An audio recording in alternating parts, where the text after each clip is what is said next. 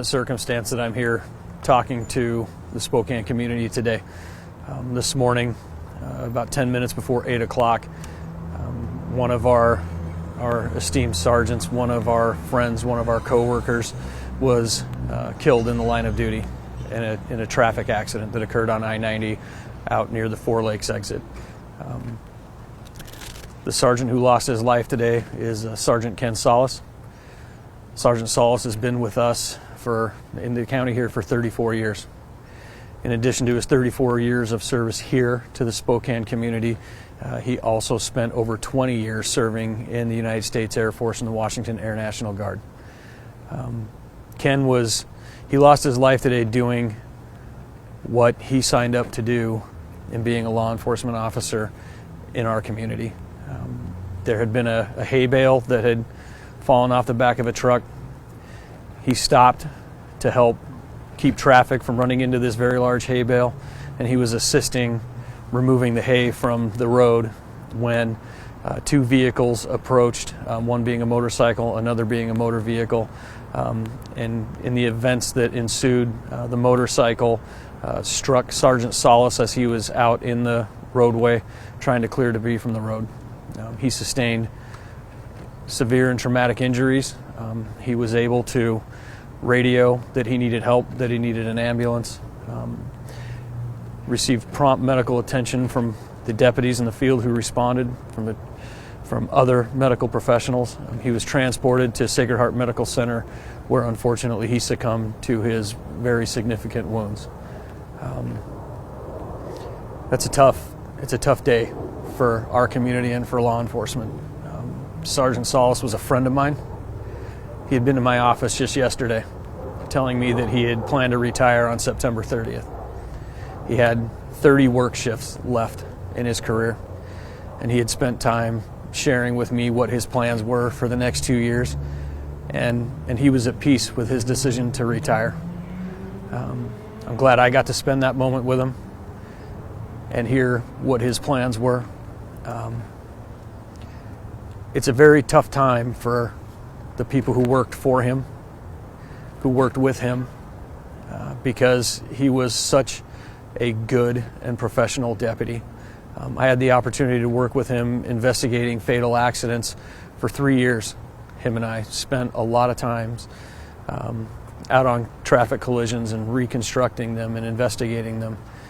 And Ken always was there for his men and women that served with him.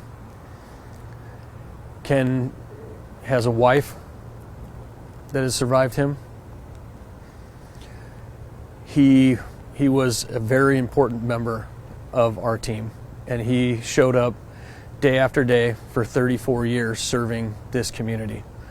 And today, he ended up having to pay a price that no one should have to pay just by doing what was right and stopping to help somebody clear things out of the roadway. It's going to take a lot for this agency and this community to process what happened to him. It is a reminder, and I just had the opportunity to talk to his team and my team and remind them that we put on these uniforms, we put on these badges because we're here to serve our community. And sometimes we're going to be asked to pay a price that none of us should have to. We have had a ton of outpouring from not only our law enforcement and first responder community, but also from community members who do understand just exactly what a sacrifice this career is. We would ask if people want to reach out and honor Sergeant Solless. There's a number of ways they can do that. We have a law enforcement memorial down here. We have people who want to send flowers and place flowers. They can do that here at the law enforcement memorial here at the Public Safety Building if they wish.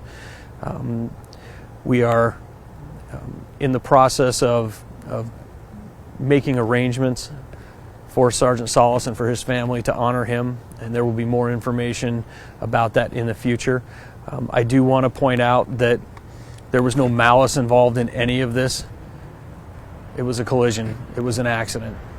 And sometimes that's what's tough, is to make sense of something that we're not going to make sense of. it just happened, and our family, our law enforcement family, is mourning, and so is his family, and we would just ask people to respectfully pay honor to Sergeant Solless, and we'll be there for our community and for Sergeant Solless and his family. Do you guys have any questions for me? I know you touched on it, but can you just share how other deputies and the rest of your department is feeling, especially the ones who responded and the ones who are working today? Are they still working? They're in shock. No. We have had very gracious support from the Spokane Police Department and our other regional agencies.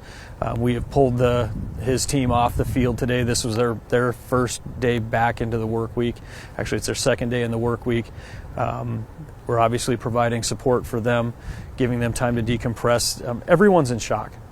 Everyone is in shock. You can never mentally prepare for something like this to happen. And we're a family in a lot of ways. When you serve with people, you bleed and sweat together, cry together, and somebody's taken from you like that. I mean, those men and women were working with Sergeant Solless and talking to him 6 hours ago, and he's gone. So obviously it's tough to process for everybody involved. And so we're obviously going to give them the time they need to decompress. And it goes agency-wide. His influence, you can't work somewhere for 34 years without influencing thousands of people. And Ken certainly did influence people positively. So, yeah, just a lot of shock and grief, and the time it's going to take to try to make sense of this and place the emotions and the feeling. It's going to take time. So. Thank you. I know that you said that it was an accident, and these things, no one can really prepare for anything like that. I just want to double check and make sure that there aren't going to be any sort of charges or anything against the motorcyclist who hit Sergeant Solless or anything. So what I will say is that the Washington State Patrol is investigating the collision. They brought in their team that handles all serious collisions. My understanding is that the person riding the motorcycle was also injured, and I hope is on their way to recovery, would be my hope. And again, I think the State Patrol should probably more accurately answer that question than I can right now. Start out by just saying thank you for even your willingness to talk with us today. I was wondering, I know it's so early since this happened, but when it comes to next steps, is there going to be a procession or anything happening later today? So the procession where we escorted Sergeant Solless's body to the medical examiner's office has already occurred. It occurred about an hour ago. We have the Behind the Badge Foundation coming in to help us with all the funeral arrangements.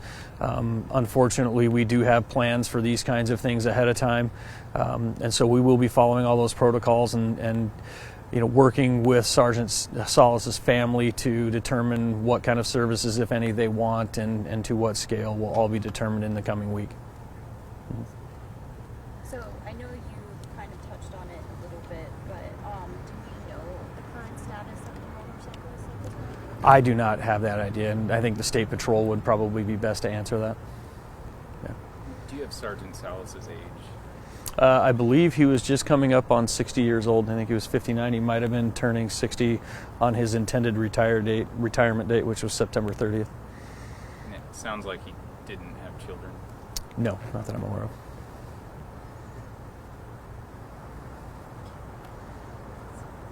For the unsecured or the load that the hay bales that fell off, was he originally called to assist with that, or was he just? No, he was patrolling and he came across it on his own. It was a self-initiated call for service. And if you had to describe what he was like in your department, he sounds like quite the leader. Would you mind just sharing how you would do that? Ken, very, very technically savvy. He designed some of our computer systems that we used. He was just always somebody who got in and was willing to do the work. And he was a great personality. He was the nicest man that you could ever hope to meet. Willing to do anything for anybody. I think he took the idea of being a servant leader to heart, and I think the men and women who worked with him and worked for him would tell you that they just absolutely loved working for him. Do you know if he's from here? Did he grow up here? I'm not aware of that right now. Now, obviously, He's just always been Ken to me. I've worked with him for 28 years. He's always been Ken. you mentioned this was obviously an accident, or this was an accident. Is there anything, like any reminders you want people to have out on the road coming from this? Yeah, I mean, you always have to be careful of, when you're going to be out on a roadway. A lot of times just make sure your safety is first. And sometimes accidents happen. He was doing his job. He wasn't doing anything that we wouldn't want him doing. It's just sometimes life throws curveballs, and it did today. That's one of the things that we as law enforcement have to process here is, we put vests on. We have, weapons that we train to use and tactics that we train to use to protect others, to protect ourselves, and a car accident.